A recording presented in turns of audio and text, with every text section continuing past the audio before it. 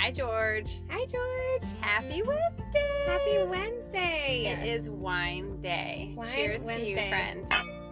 Ooh, that was a good cheers. That was a good cheers. Happy Wednesday, George. Happy Wednesday. Cheers. Cheers. You're drinking red today. I am drinking red today. I stole it. My husband opened a bottle of red, and I felt like red, and now I can't remember what kind of red it was. But it's delicious. Is it refrigerated? No. I'm just drinking our Pinot Grigio. Nothing Nice. fancy today here. Well, normally I really like white wine because it's cold, and I don't usually like warm wine. But this is like room temperature. It's like not. It's not too bad. Yeah. I don't know why today felt like a red day. I'm wearing like a very cozy sweater, and maybe that contributes. It goes to very well with your aesthetic that you have going on here. Thanks. If you want to check it out, you can take a look at our new IGTV over on our Instagram, the Yes. Whining Moms Podcast, and check it out. Yes. We were answering some questions over there. Yes. So, George, how you doing? Do a win or a win? I have, well, I don't fully know if it's a win yet, but I have like an introvert win, Okay. which, is close to my heart. Well, you'll it's like a win in understand. progress. Like, None of my wins are ever yet. like fully wins. Like each episode's like, well, just kind of. Okay, so I had some interviews this week. Mhm. So I'm like pursuing an opportunity, and I had a couple of rounds of interviews, and I am a wicked introvert. You know this about me. And so in interviews, I get, and maybe do you do this as like an introvert, where like you think about what the interaction is going to be like before you even enter that room, or Yes. like I'm worried about like, am I going to sit in the right place? Am I going to do the right thing with my hands? Do I have to make super direct eye contact the whole time? Or like I go through all of I these like to be things. prepared. Yes. Yeah. Yeah. And that's part of the preparation, I think, in my brain is I walk through like, what is this going to be like? Do I shake the person's hand even though I know this person? Like it's a very, you know what Yeah. I mean? So I walk through these things in my head. I'm like that with everything in life. Right. Like Well- you asked me today about the mobile mechanic, and I was like, yes, and here is exactly detailed of what happened, because like I would like to know what is going to happen when they show up at my house. I think I am more like that in professional All stuff, right. like the preparation piece Okay. of it. Like I can wing it with people that I don't really know, or like family or Yeah. friends, but like professional winging it throws me off. So, Yeah. anyways, long story short, it's a pandemic, so everything is virtual. None of my company is working in the office right now. So all of these interviews were virtual, and Zoom interviews are phenomenal. Like Yeah. I'm a whole different person on a Zoom Because you get to be interview. in your own comfy chair. You don't have to figure. You don't I have to figure out what chair you legitimately sit had a in. blanket over my legs during the Zoom interview because I was cold. But, I just felt like I totally was myself. I didn't do like the weird nervous. I don't know, like in an in-person interview, even though I'm the same level of confident in my Mhm. preparation for an interview, my hands would be shaking, or I would just be like a little nervous. Yeah. And this was totally different. I 'Cause you're felt in your own so space. confident in these interviews. So yeah. So I feel like they have to get like a better sense of an actual person if they are in their own home, comfortable, I agree. not in your weird, overly lit office. Right. And like meeting somebody for the first time, like it made like the eye contact less intense, and it made, because obviously you're like looking at different people on a screen. They're just and- squares on a screen. They're not real like human. Yeah. And like it's something about the physical space that like the fact that we were not sharing the physical space just made me feel so much more confident, and so much more confident that like the interview was about the actual content and not this like weird perception I had to give. Yeah. And I was much more myself. So yeah. So I mean, who knows if the That's why it's a opportunity win in will pan progress, out? Yeah, 'cause so you win don't in know. progress. We'll find out. But I think it's going to be a full-on thanks. win. I have steep competition, but we'll see. And if nothing else, like feeling good after the interview is a win, because I've Yeah, you've been doing always great since done the that interview. like roller coaster where I'm like, oh my gosh, I didn't answer this question right, or I should have said this, but I was nervous, or like, and it's always been, I should have answered this differently, and I answered it this way because I was nervous. Yeah. And that didn't happen this time. So, yeah. So I would say it's a win. Well, cheers to you. Thanks. And you're going to get it. Oh, thanks. I Rob. just know you are. We shall see. Are you winning or winning this week? I don't know. I'm all over the place. I think I need to wine today. Have at it. I know. Do you like how I'm stabby on your behalf just I know. instantly? I don't even have anything that stabby. I just want to complain about something that I hope that mamas around the world here that we, our global following that we have, can relate to. So my baby monitors, I hate them. They're the worst. The worst. The worst. They're all broken. Mm-hmm. I mean, we have 2. And so the first one that we got, it worked just fine. And to the point where we like recommended it to other people. Mm-hmm. And then I got a second one for my son. And since he's been born, like my daughter's monitor, you cannot unplug it or it just dies immediately. Mm. And I bought a new battery for it. Doesn't matter. It still just dies immediately. It lasted for like a month and then now it just dies immediately. His has been like the antenna's broken, which is like his fault. He broke it. But it's just like just all of it. And like the temperature display, it's like wildly different than what's happening in my house. So I have to be like, oh, I know when your room says it's that temperature, then it's okay, even though I know it's not actually that temperature. Just all of it. That makes sense. One time Claire took a nap in your son's room and I was like, it says it's 90 degrees in there. And I was like, what's happening? But I realized I'm like, no, the heat's just turned on at the moment. It'll go back down and then it rapidly goes back down.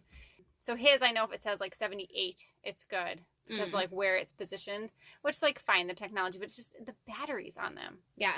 Are awful.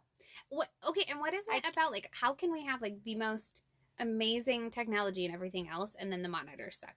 I don't understand. Like, cell phones are great. Mm-hmm. I mean, I realize they're expensive, but also like most monitors are expensive too. And like the one I bought when my son was born, it said that it could do the remote pan, tilt, whatever, and it can't. So I had to remove that into my daughter's room and just put it in the corner of her room because she's older. She's 5 now. She'll ask us for things, but I don't need to necessarily see her. Whereas he like still like gets himself stuck and things that I need to be able to like see what he's doing. I need to be able to move the monitor. So I had to like switch their monitors when he was born because the one I ordered didn't actually do what it said it was going to do. And then it's all like hers. It's just like I can like see her eyes looking at me, and that's about it. So I'm writing about baby monitors. And you know, if you have any good baby monitors that you recommend that aren't like $300, send them my way. Yeah, my husband and I literally joke. Well, like when we're downstairs at the end of the night, he'll unplug the monitors, and he's like, "Okay, I'm on a clock. I gotta go upstairs," and he'll like run upstairs with the monitors. One time we had a really expensive Motorola monitor and we took it on vacation, and then my husband wanted to switch rooms to like a better viewer, like something ridiculous, right? And I'm like, you know how it is when you have to pack up all the shit again to like move a room. So I was already really salty about it. And then we got to the room and I was like, we don't have the charging cord for the baby monitor. So then we called back to the desk and they went back to the room. They're like, we can't find it. And it was like seriously painful to try and get somebody on the line that we could order just the charging cord for it. It was a racket. Like you can't just buy the charging cord. And to this day we had to like go buy some cheapo baby monitor because we cannot get the replacements anywhere. Like we've tried the Bye Bye Baby, the Motorola company, the customer service. Is it the one that connects to the actual monitor or to the parent unit? To the parent unit. So ours, at least, I'll have to look at yours. Ours is like our old phone chargers work in it. Yeah, no, we tried we got like. You guys have iPhones though. Maybe it's no, this was like phone. We had all the other cords. We even bought cords that had like an extension piece that you put on to like make it fit. We went through everything. You're like, I'm just gonna buy a new monitor. We spent a fortune on this monitor because we were like dumb, stupid parents who were like, oh, let's get the best monitor, and it was like now we have it. Like we literally spent I think $40 or $60. We got it like a second-hand one on Amazon, like a and yours is better than mine, and it works fine. And mine's also supposed to be one. So, anyways, I'm whining about baby monitors because they're the worst. They are the worst. I'm sorry, friend. Whatever, that's fine. I just need a recommendation for one that doesn't. I just want the battery to last. Like that shouldn't be that hard. I bought replacement batteries even, right? And they still don't last. Well, I don't understand. Like they can make other stupid pieces of technology the battery last a very long time. I know. Like I got some cheapo like wireless headphones off Amazon, and the battery lasts for like 3 days. But my baby monitor, it lasts for 4.7 seconds, and then it's the worst. That's it. So I'm sorry you're whining. What are we? I'm actually feeling really good this week though. Good. I just kind of had that down as something that like I'm constantly whining about, and I feel like people can hopefully relate to. But all in all, like I feel like I'm actually accomplishing a lot this week. That's good. So. I mean, we've been doing great. We've been editing. We've been, like, getting content ready for our listeners. Yeah. So I'm feeling good about that. And what we wanted to talk about today is,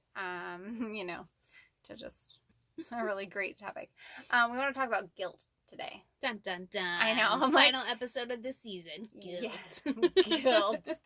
So we are ending our season with 10 episodes today. And 10 episodes. We made it. I know. Congratulations, us. So we'll kick back up again. Yeah, soon.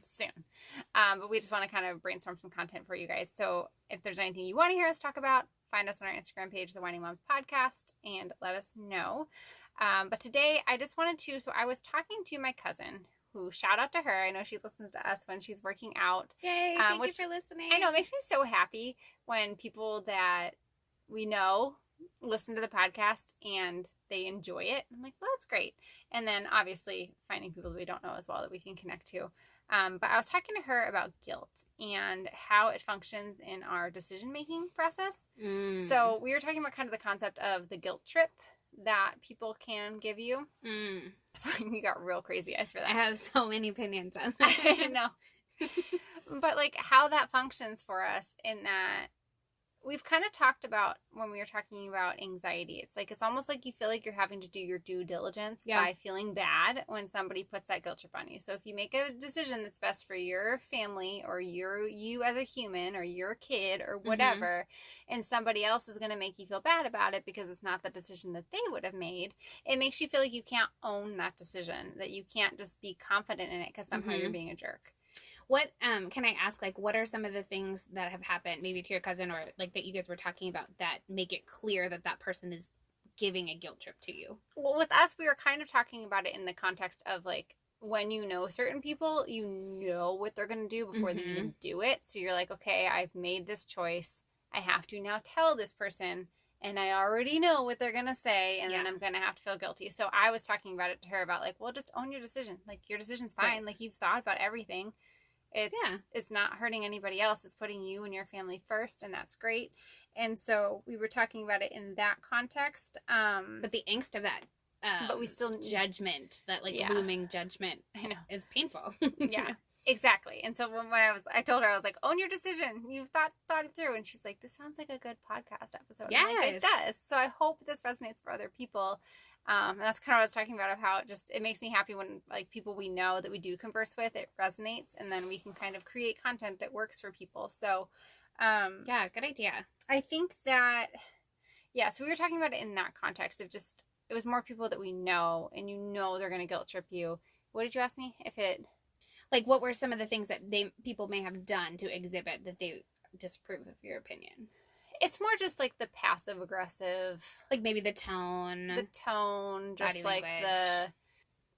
I just knowing they don't want you to make that decision, but kind of that passive aggressive, like, oh, well, okay, you're gonna miss out, or like I wish you would have made a different choice, or I wish you would have, and then it makes you kind of, that guilt, it's like, it's functional, like a lot of the emotions that we've talked about on this episode, like especially when we talked about in our anxiety episodes, it's functional for you because it's like, you feel like you should feel badly because the other person's not okay with your choice, even though you know for yourself you did everything you were supposed to do. Like, you did your due diligence for your own being. And then it's just figuring out what to do with that when people are doing those, like, body language passive aggressive comments. Or because a lot of times I think it's not necessarily that you feel guilty because you did something wrong, but it's like you are being made to feel like you should feel guilty for that. Like you said, it's like you're owning that decision. Like, if you were to tell me that, or if I were to, express something that I was like hemming and hawing about trying to make a decision, you would be like, no, you've thought through all this.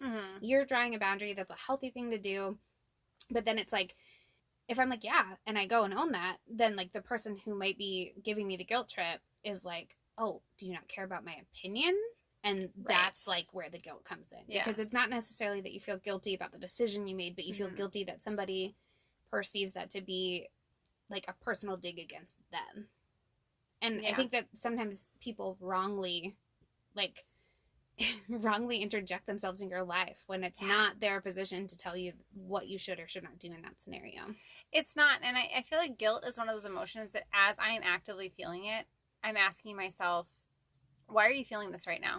Yeah. You did everything you're supposed to do, and it's almost like you feel like you have to feel badly or else you don't care about that person. Right. Because that's how they make you feel. That if I don't feel badly about this, if I don't like spiral about this, and it's like learned suffering almost. Like you feel like you should be suffering because like you made this decision and you're enjoying it, but somebody else is upset about it. So like somehow you should be suffering. Right. and you shouldn't. And the funny thing about that is, like, you can't please everybody. And we've talked about this before. It's like, if you're going to disappoint somebody, why do we feel like we should disappoint ourselves rather than other people? And that's where kind of, when we were talking about owning our choices in whatever capacity the situation is, it's like, you need to own your choices, the thing that you chose that was best for you. And, like, as moms, best for our kids or best for our families, if mamas listening have partners.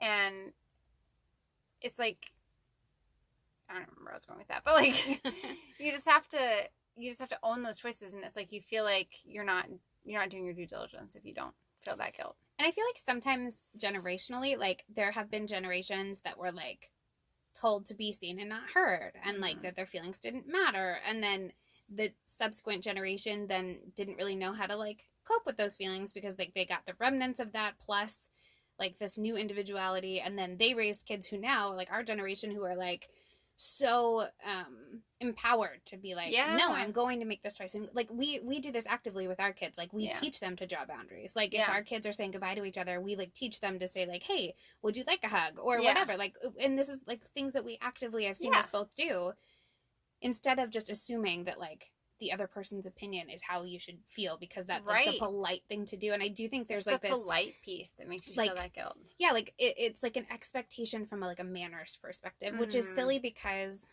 the people that matter would prioritize your happiness. And it's not that the people that are giving you guilt trip don't matter in your life. Well, it's confusing when it's the people that do matter, right, that aren't prioritizing your happiness. So you don't know what to do with that because you're trying to say, I'm doing the thing that's making me happy, that I can do, that I'm comfortable with, and you're making me feel badly about that.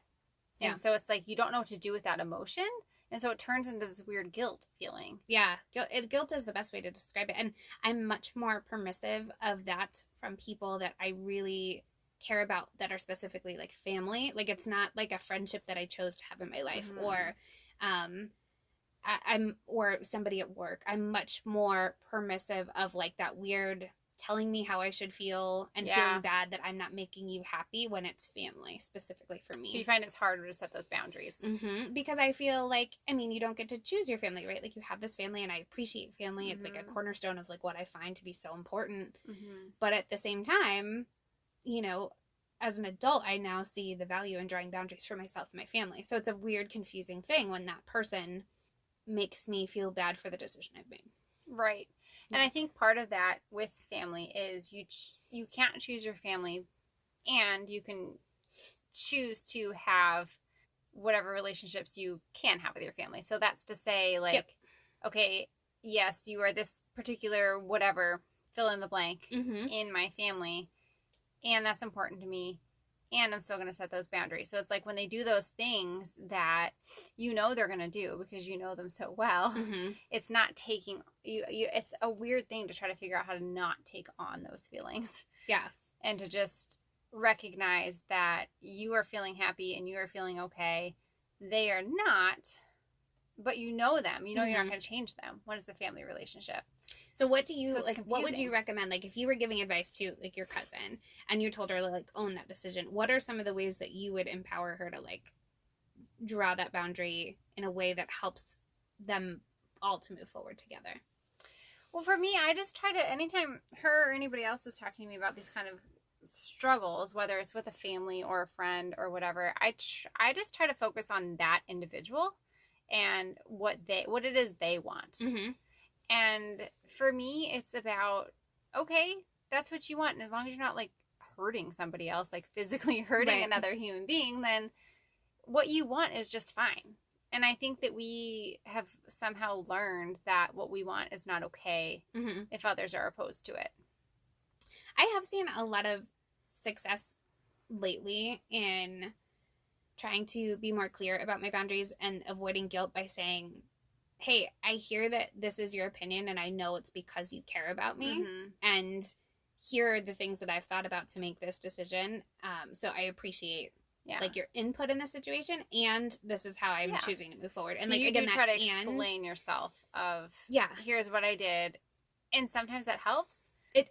And I think it's more about how I say it though. Like if I say, I hear you feeling this way and I feel this way and I'm moving forward like this instead of but, like instead of I hear you, but I'm choosing to ignore you. Like, Yeah. because that but word is such a powerful thing where But it it's so negates powerful, everything in front of it. And that also like helps me when I know I've taken the time to slow down and acknowledge their perspective. It helps me release some of that guilt Right. because it's like, hey, I truly have thought through this, been able to navigate the situation in a respectful way.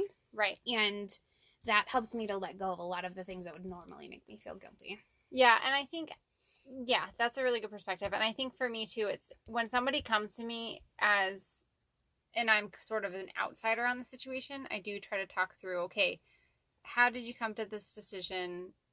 What are all the factors that you're thinking about? Mm-hmm. And I think when somebody has somebody else in their circle giving them that guilt, it's hard to see clearly what it is that you actually want because you're factoring in that guilt actively into what you're thinking about. And so I try to just remove that piece and be like, okay, well, what is it that you actually want to do? No judgments. What is it that you want? How can you get that thing that you want? And then, okay, how can you talk to that person? Right. And like those when I and wanted statements to are very important. maybe investigate not breastfeeding anymore. Like this was a guilt I had against myself almost. And Right. like, or I say breastfeeding, but I mean like pumping. And you were like, okay, are you asking? You were breastfeeding. Yeah, I mean, it's essentially, but you were asking me like, okay, what is it that you want, and then what is the reason, and then like, do you want permission to stop? Like, do you? Yeah. And you helped me walk through each of those scenarios to avoid the guilt I was putting on myself Right. in that way, and that was such a functional way to do it. You did such a good job. Yeah, thanks, friend. I'm glad that was helpful. I try to detach from just the emotional piece of it a little bit and just be like, okay, what are the facts here? Because our emotions get all wrapped up in all the stuff that we think. And I think for guilt is a very like should emotion. Like I think I should feel badly that you don't like my decision. So I'm going to sit here and feel badly about it. But like the thing of it is like, okay, so say you're going to do this thing. Say you're going to stop breastfeeding. And this is not applicable to you because your husband supports you, but say you're going to stop breastfeeding. At the end of the day, you're going to stop breastfeeding, right? Because it's your body and you don't want to do it anymore. But your husband doesn't like it. Again, not you, but like, right. You can have all these guilty feelings around it and be all upset about it, but at the same time, you're going to end up stopping breastfeeding because like you've already made your choice. Right. So it's like the guilt is just all this extra torture that you're giving yourself. Right. Because, in this case, husband or partner or whoever doesn't agree that you're making said choice. But it's like, it's okay to just say, no, this is my choice and I own it. And I'm sorry that you don't agree with it. Right. And this is what I have to do for myself. I find too, like for me at work, and I don't know if this is your experience when you were working, like it is so much easier for me to express an opinion or how I think we should move forward and draw like a hard line and feel zero guilt. Like I do not feel guilty if I'm expressing to you that like this is my professional opinion and I'm equipped to make that decision. I feel like it's so much more subjective when it's like about my parenting or about my personal life. It's like professional life, it's such an easy way to draw the line, like black and white almost. It's much less black and white in those personal relationships. Because we talked about that in some of our previous episodes of just all that baggage that we all bring to our personal relationships. And it's like you've seen how like, oh, so-and-so reacted this way before and you're similar to that person and I don't want to upset you. So you do this like dance of whatever where we could just, if we were just straightforward with each other and didn't project onto each other, we wouldn't have to feel that guilt. And two, I think owning what we might be doing to other people in that way too. Like really controlling your reaction and making it like a really objective reaction like helps to regulate how people interact with you also. Like because if you can remain calm in a situation and respond to whatever their opinion or solution is and like just make it not a personal thing and just say like either I support your decision or I don't, but leave it at that and not make it like a thing. Like people then can trust you more and say like, okay, well this is just who that person is and it's okay that they have a differing opinion, but you're not going to react in a way that makes them feel that guilt, Right.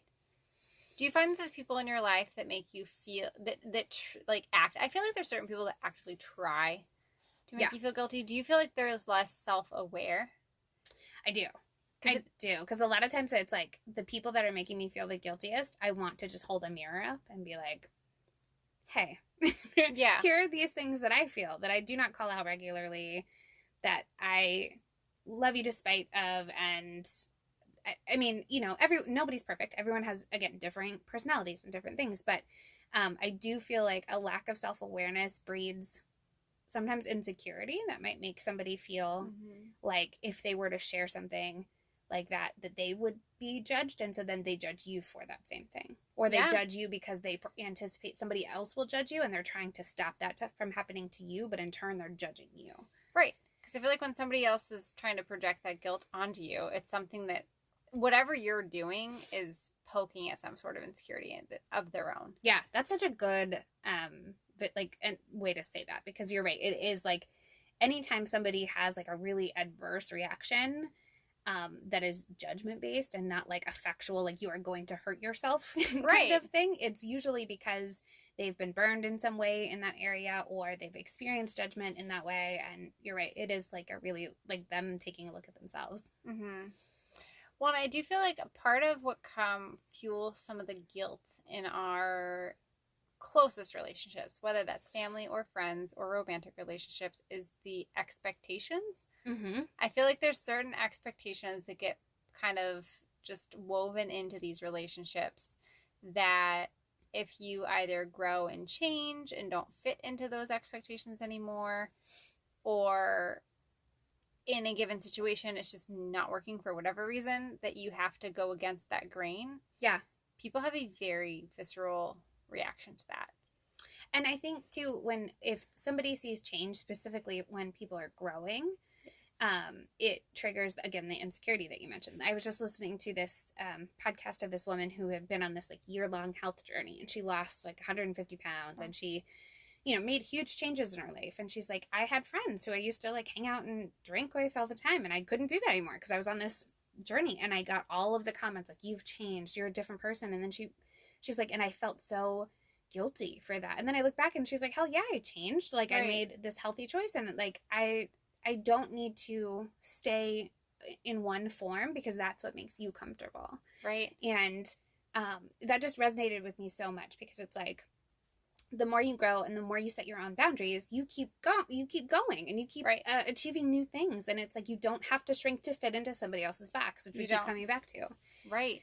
And it's the same thing I think about anger, right? Like, so if somebody is angry and they're yelling at you, you can either yell back and join them at their same level of crazy, or you can just keep a calm voice. That's what we do with our toddlers, right? Yeah. Like, I'll keep a calm voice and you can drive me where I'm at. Yeah. Or you can, and people will eventually join you where you're at. Yeah. Might take a toddler a little bit longer, but like adult humans usually pretty quickly will join you at your calm state. And it's the same thing with the guilt thing and the changing. It's like your changing has a lot of growing pains, and it's hard to sit there and be confident and convicted in whatever you're doing to change and grow when somebody is trying to guilt you and stop you from doing that because it changes their little worldview when they don't want to change. Yeah. It kind of creates that friction a little bit because it's like they don't want you, but if they want to keep a relationship with you, again, be that romantic relationships, friendships, family, they have to change with you. Yeah. And people are very resistant to that, and I think it comes across as guilt. Yeah. So when we're trying to grow as people and figure out who we are and what we want, and especially like growing our families and having young humans that we're trying to figure out what we want in their life, it's hard because you take on that guilt, and it's hard to own the things that you want for yourself. That's such a good point. Like maybe growth is just, like maybe the guilt that's associated with growth that you're feeling is just the growing pains. Like that is just the adjustment and the newness. And that's such a healthy way to look at it. Like when I think about it, because it's like, you know, it's true. Like if it doesn't change you, if it doesn't challenge you, it doesn't change you. Right. And part of that is like overcoming that feeling of like, I'm not sure to achieve the thing that you're moving towards without like succumbing to what other people think you should be doing. Yeah. And change is uncomfortable for the person that's changing, but then like to have to try to just filter that external piece of it while you're in this uncomfortable spot of trying to change yourself. And it's really uncomfortable. I think something that's interesting too is like part of I think for me, a lot of the guilt comes from the anticipation of what the reaction will be than the actual reaction. And so then I build it up in my head as like this thing that's going to be such a big deal. Like right now I'm juggling work and personal life. And my personal life, I'm taking care of my 2-year-old in the middle of a pandemic at home. And so today I had a meeting for the first time with a new superior, and it was at a time that doesn't jive with Claire's schedule. Yeah. And my husband had a meeting with his boss about his promotion. So it's like all of these things there was no other option just in this moment. And so Claire, I had her set up with like a game, and she was watching a little like song on the TV. And so I'm in this meeting and I'm on mute for most of the meeting, but then I'm asked to like speak and say something else. And you can hear, twinkle, twinkle, little star in the background. And in my head, all before the meeting, I was like dreading and feeling guilty, like I was doing something that wasn't right for either of them. And then I did it, and it was like, what's the worst that happens? That these professional people know that I have a child, and like it's right. Nothing happened. No one said a damn thing about hearing twinkle twinkle in the back, like.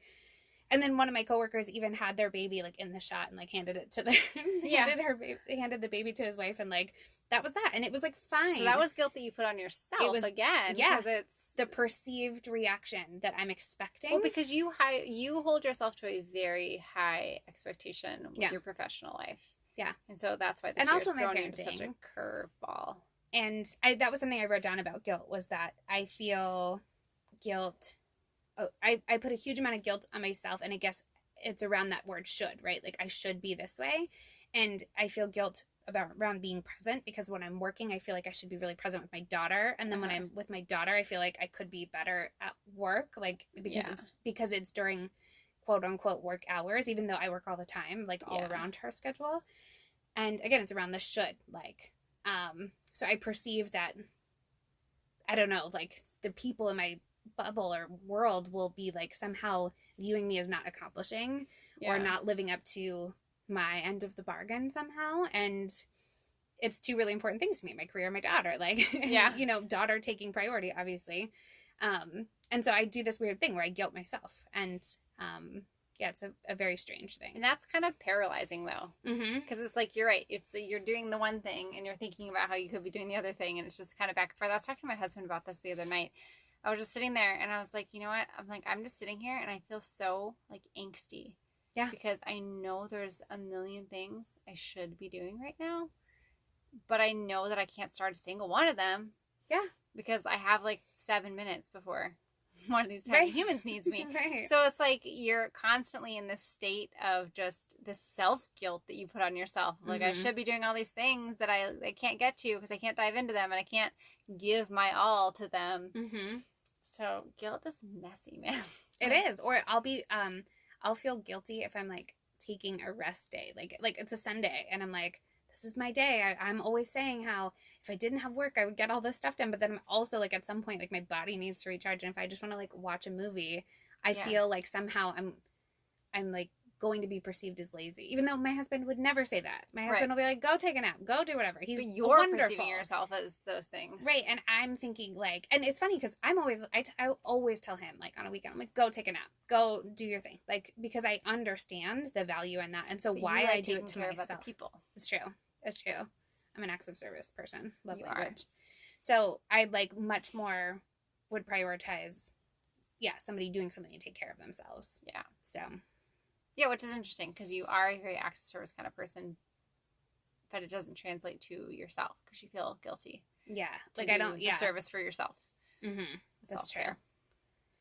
I think it would be interesting to do like a love languages episode where we like figure out what our love language is, but also how we receive it and how we give it and like how that differs for moms. I wonder if it's the same or different. I don't know. Well, that's probably where a lot of that guilt comes in too, right? Because people are, if their love language is you show up for this thing that I asked you to show up for and you can't, they take it as you're just like, smiting, like, not smiting. Smiting. Do you want to be smoten? What is that? Smoten from Moana? What is the word I'm trying to say? Out of spite? Spiting them. Out of spite. I like smoten. I like smoten. Do you want to be smoten? I love Moana. Side note, you guys watched Moana this weekend. You and your Yes. husband were both like, it was so good. We've been hadn't trying seen to that trick one her in a into watching while. it for like a year. It's such a legitimately good movie. But anyways, people take it as like a spiteful thing. Because that's their love language, whereas you're not trying to tell them you don't love them. So we can't talk about a guilt episode without talking about mom guilt, which is a special brand of guilt that we all feel. But why? Why do you think we feel mom guilt? Because we hold ourselves to a really high standard. Because nobody will love or take care of our tiny humans the way we can. And we view ourselves as the best version of ourselves firing on all cylinders in our head.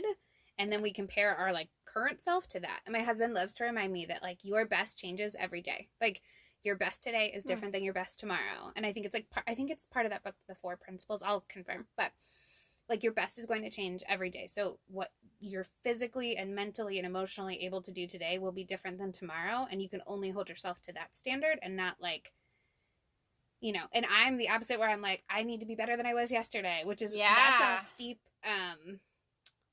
trajectory to try and hit all the time. And so this again, all that doing better, that's such a guilt thing too. And I do believe in challenging yourself, but not the day-to-day. But again, it's a different thing, right? It's about like doing the right things and not like being the most productive or like that. I think that leads to the addiction of being productive or being busy to feel productive. And that's that reminds me of what you talk about with kids eating, because I've talked to you about this with my 2-year-old. I'm like, some days he eats everything, and then some days I swear he eats like a piece of bread and that's it.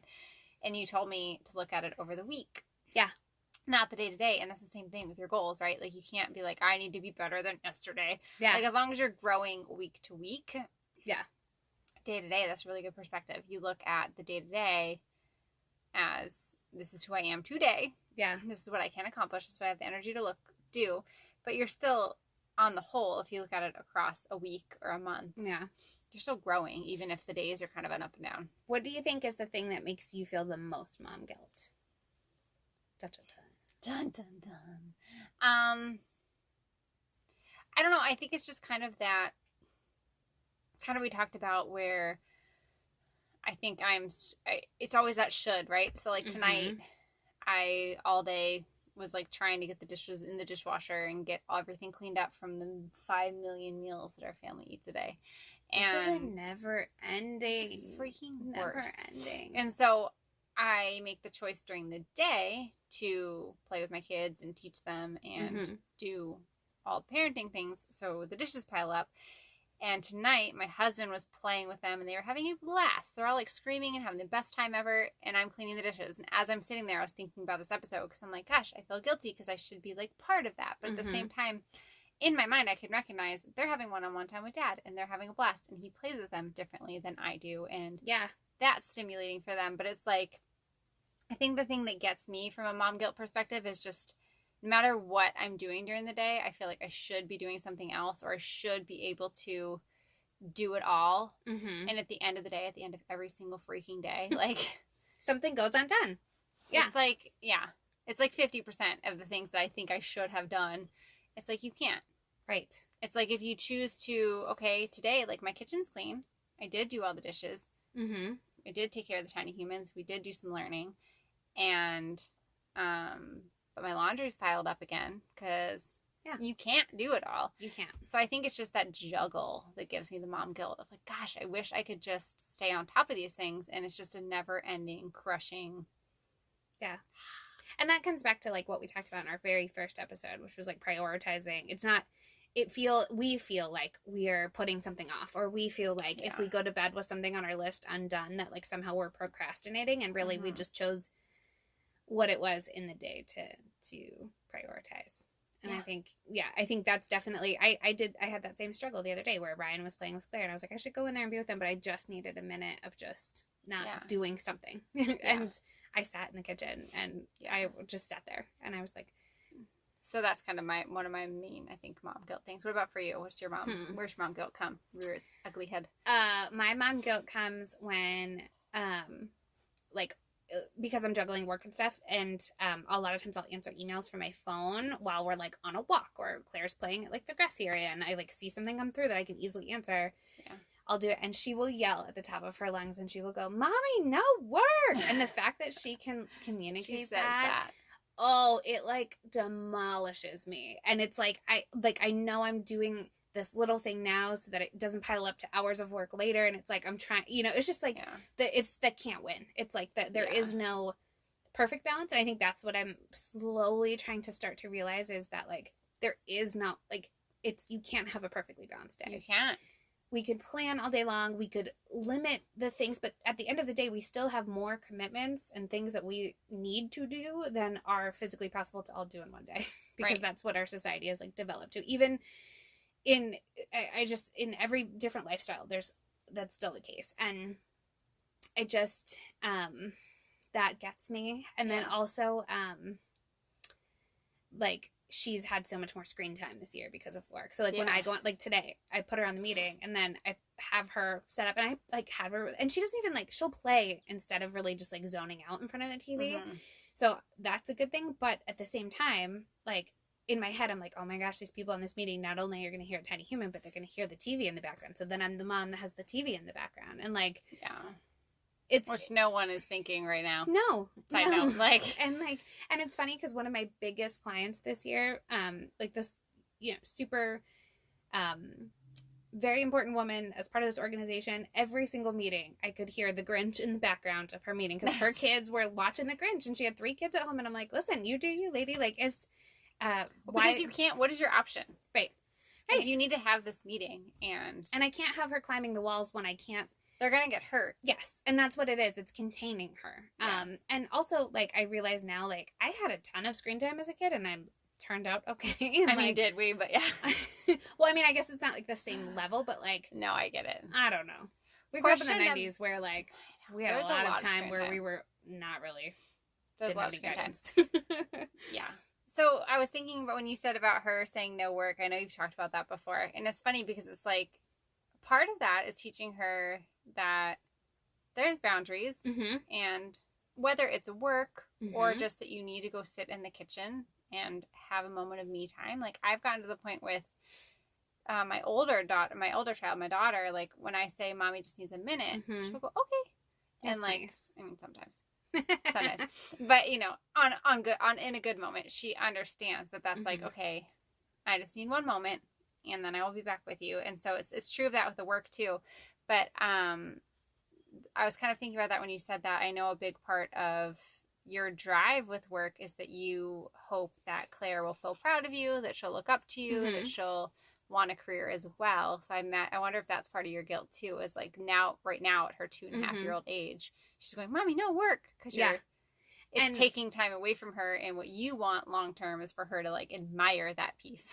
Yeah, like what I really want for her is to see like the drive to like go after the thing that like lights you on fire, whether that be work or whatever your thing is. Like it's not so much tied to like her having a career, but rather like her just not like losing the part of her like identity that like keeping track of the things that she wants to do. You can be a multidimensional human being. Right. And I think what gets me is like, and we do set boundaries, and we do talk about like, hey, mommy and daddy work so that we can pay for these things. And we have those conversations. She understands that. Like, and like as much as her like little 2.5-year-old brain can, like we, bring it way down to her level, but she gets it, and she understands like, okay, mommy, you're going to go work now. And she like hangs out with my husband, and like, she, like she said, Mommy, is that your boss? Like, I'm on a Zoom call, and like, or she'll like chime in meetings, and it's funny, but it what gets me is just like at a time where she perceives that it should be us time. Yeah, I know. And I was just trying to flip it as like,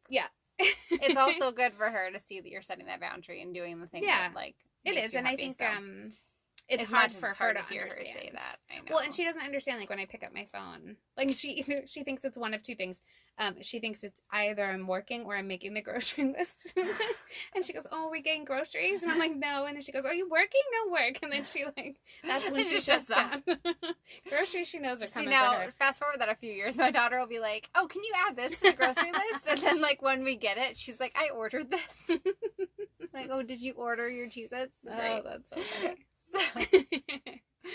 They're so funny. No, but good point. Good perspective. I think you did a really good job of like bringing that all around. Connecting it all together. So, on that note, do you have anything else to share? Nope. Okay. Time for a crazy check. Crazy check. I have a mom guilt crazy check. Great. Ready.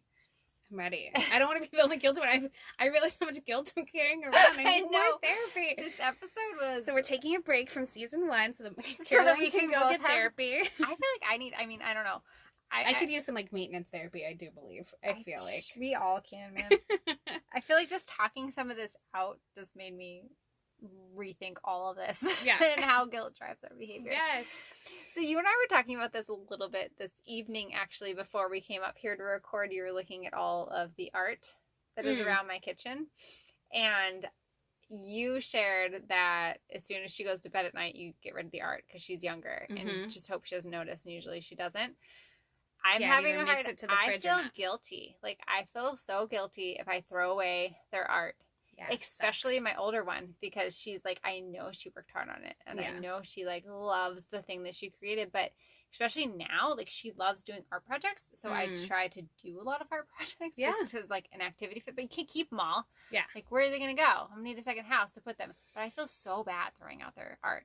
It is a little bit gut-wrenching. Like, I've literally taken things back out of the trash because I'm just like, ugh, I feel like it's like this weird dance I do of like how committed to that piece was she, because you know there's the kid, there's like different levels of kid artwork, right? There's the like they did this because you stuck it in front of them to keep them busy, or like the stickers that are like Paw Patrol, or like stuff that you don't want to save for like your whole life. And then there's like the, you know, really beautiful like scene that they drew of your family and whatever, or like they tell you I worked so hard on it, or they whatever, so hard, or it was like a first time they drew something a certain way, or like so there's different levels of like how important I feel they are, but I often sway and like because my perspective is that you're very good at just like, no, this goes right to the trash, or this goes, but you're telling me. So here's my system. I do like seasonal art, like, so like a monthly seasonal type of art, like, and what I mean by that is like I let her do free art all the time. Like I try not to like give her a ton of parameters for the art, but what I do is like seasonal colors, or like we talk about like this was Valentine's Day, so we did like a lot of like red, white, and pink, and like she had candy hearts and we used candy hearts for the art and like those kinds of things. Don't get too excited, I know you love candy hearts. Delicious. See our IGTV for more reference on that. So festive. But what I do is, like, I'll take the ones that she worked the hardest on and I put them on the fridge and I leave them there basically, like, the whole month. And then I pick, like, 1 or 2 of those things. Okay. And then I, at the end of the month, when I know I'm going to give her, like, new seasonal colors or something the next day, and then I laminate or put it away, and then I keep only 1 or 2 things per month. Okay. I'm sure that she's 2. That's going to accumulate to a lot of shit. That's what I always think about, too. I'm like, gosh, if you have all that stuff, although they're not going to be creating art when they're 15, they're probably going to stop making the super adorable art. No, well, I mean, like, the super adorable kind of art. Right. Maybe she'll be an artist and she'll have, like, straight up murals in your house. But, like... Maybe. I mean, her dad is an artist. But, I basically keep the art on the fridge where she can see it. And then I, like, sneak attack the rest away. Yeah. I don't have as hard of a time as, like, we're practicing, like, letters a lot. And so we practice all. I'm like, I can't keep all these letters. But just anything that is, like, more artsy that I know she put a lot of work into. I'm like, maybe it would be helpful for her to, like, be a part of, like, the ceremonial, like, monthly pieces. That's part of it, too. I feel like I didn't learn to be well at that. Like, the decluttering, that's been my, like, pandemic goal of, like, decluttering.